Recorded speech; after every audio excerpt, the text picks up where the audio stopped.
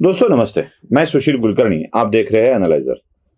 मैं सुशील कुलकर्णी, आप देख रहे हैं एनालाइजर। यह वाक्य सुनते ही कुछ लोगों को ऐसा लगता है कि सुशील कुलकर्णी भारतीय जनता पार्टी की बात सामने ला रहा है या भारतीय जनता पार्टी द्वारा पोषित पत्रकार है।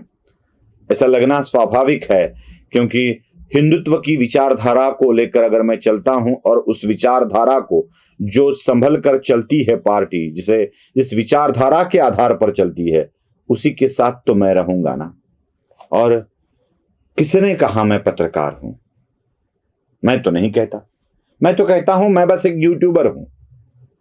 बार बार ये बात कहता आया हूं कि मैं बस एक यूट्यूबर हूं और अपनी बातें रखता हूं।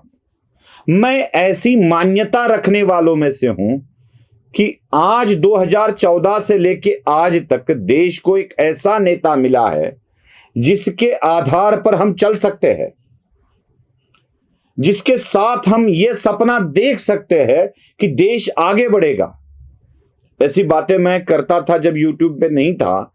तो जब एपीजे अब्दुल कलाम देश के राष्ट्रपति बने थे, तब मुझे लगता था कि अब जाकर लगता है कि हम भारत के रहिवासी है, क्योंकि ऐसे ही राष्ट्रपति हमें मिले हैं। उस पद की गरिमा बढ़ाने वाले व्यक्ति अगर आते हैं तो उसमें आनंद तो होता ही है ना। तो देश के प्रधानमंत्री के रूप में नरेंद्र मोदी को देखकर मैं खुद आनंदित हो जाता हूं, जैसे मैं एपीजे को देश के राष्ट्रपति के रूप में देख के आनंदित होता था। वैसा आनंद बाद में नहीं आया दोस्तों, नहीं आया। ये सच है, ना किसी एक व्यक्ति के बारे में आया वैसा आनंद फिर नहीं आया। यही बात है कि मैं पत्रकार नहीं हूं, मैं अपनी विचारधारा को रखता हूं और वो विचारधारा भारतीय जनता पार्टी से मेल खाती है। मुझे कुछ लोग ये भी पूछते हैं कि क्या भारतीय जनता पार्टी आपको सहयोग देती है, मतलब कुछ अच्छा चाहने वाले। तो उनको बताना चाहता हूं, ये भारतीय जनता पार्टी की जरूरत नहीं है, ये मेरी जरूरत है। यह विचार का प्रकटीकरण, इन बातों को आपके सामने रखना, यह मेरी जरूरत है, यह भारतीय जनता पार्टी की जरूरत नहीं है। यह मुझे किसी द्वारा कहा गया और मैं बात करता हूं, ऐसे नहीं है। तो उनके सहयोग मिलने न मिलने से मेरा कोई सरोकार नहीं है, कोई बात नहीं। जो मुझे रखना है बात, वही मैं रखता हूं। दूसरी बात, मुझे पक्षपाती कहने वाले जो है ना, जरा वो झांक कर देखे किस तरह की बातें खुद को पत्रकार कहने वाले सोशल मीडिया पर करते हैं। मैं जानबूझकर यह वीडियो हिंदी में कर रहा हूं ताकि मेरे दिल्ली वाले दोस्त, यूपी वाले दोस्त, गुजरात वाले दोस्त, महाराष्ट्र के मुंबई वाले दोस्त जो मराठी नहीं समझते हैं, इसको समझ सके और वह उन पत्रकारों तक यह बात जरूर पहुंचाए। दोस्तों, महाराष्ट्र में लोकमत नाम का एक न्यूज़पेपर चलता है और उसका एक पत्रकार है डिजिटल वाला, जिसका नाम है आशीष जाधव, जो निखिल वागड़े के साथ बहुत दिन काम करते आए। बाद में वो जिस भी चैनल के संपादक बने उस पर ज्यादा दिन टिक नहीं पाए, हर बार निकल गए। कुछ जगह तो जिस चैनल में काम करते थे वो चैनल ही टिक नहीं पाया। वह आशीष जाधव किस तरह के ट्वीट, किस तरह के पोस्ट करते हैं, अगर मैं आपको दिखा दूं ना, आपने देखे भी होंगे वो। उन ट्वीट और पोस्ट से पता चलता है कि इनके मन में हिंदुत्ववादी पार्टियां, संगठन और राजकीय संगठन पर कितना द्वेष भरा हुआ है। मैं हाल ही की एक पोस्ट दिखाता हूं उनकी, जो संभाजीराव भिड़े गुरुजी, जिनको हम आदरणीय समझते हैं, उनके बारे में उन्होंने लिखा था और उनके नाम के बाद, उस पोस्ट के बाद चप्पल लगाई है उन्होंने वहां पर। अब अगर ऐसे पत्रकार होते हैं ना दोस्तों, तो अच्छा है मैं पत्रकार नहीं हूं, अच्छा है मैंने खुद को पत्रकार कहना बंद कर दिया।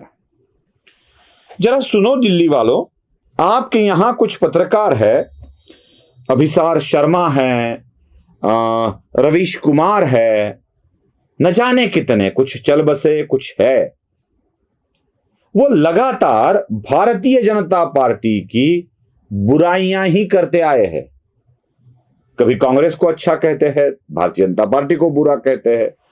उनको राहुल गांधी में देश का नेता दिखता है। अब किसमें क्या दिखता है, क्या करे, उनकी उनकी सोच है।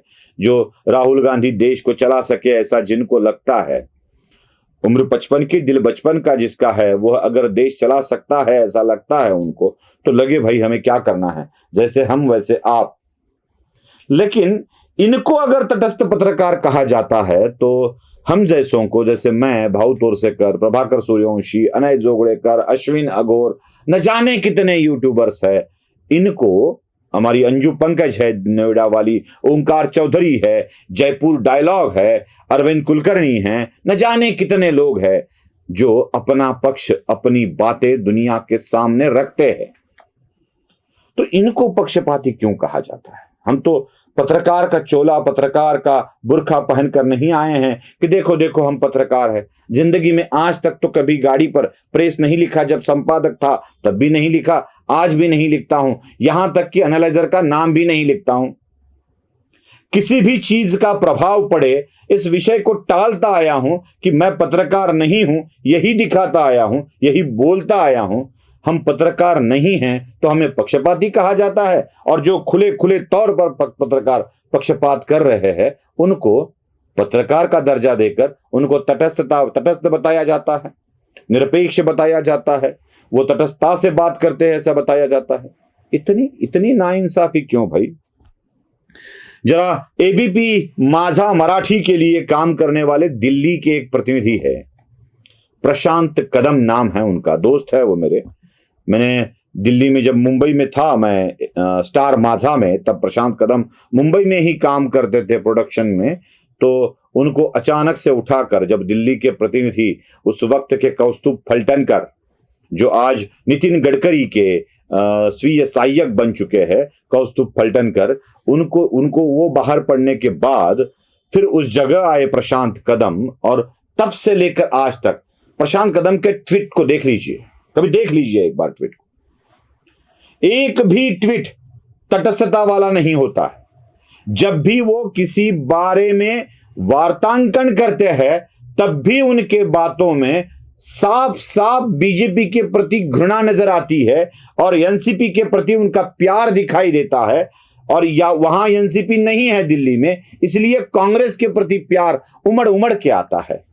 वो प्रशांत कदम, जरा उनकी पत्रकारिता को देख लीजिए, कितनी तटस्थ है, कितनी निरपेक्ष है, कितने स्थिरता से की है, किसके प्रति ममत्व का भाव है, किसके प्रति मन में घृणा भरी हुई है, जरा देख लीजिए, फिर बात कीजिएगा कि कौन कैसा है, कौन कैसा है। इतना ही नहीं दोस्तों, यहां एक उसी एबीपी से पहले जी में, फिर एबीपी में, और फिर शाम में आने वाली हमारी एक दोस्त महिला पत्रकार है जिनका नाम है रश्मि पुराणिक। क्या रश्मि पुराणिक के ट्वीट से आपको कभी भी तटस्थता नजर आती है? कभी लगता है ऐसा कि रश्मि तटस्थता से बात कर रही है? कभी उन्होंने कांग्रेस के दोषों को दिखाया है, कभी एनसीपी के दोषों को दिखाया है, कभी दिखाई दिया आपको? आज मैं जानबूझकर नाम लेके बात कर रहा हूं, पहले मैं ऐसे नाम नहीं लेता था।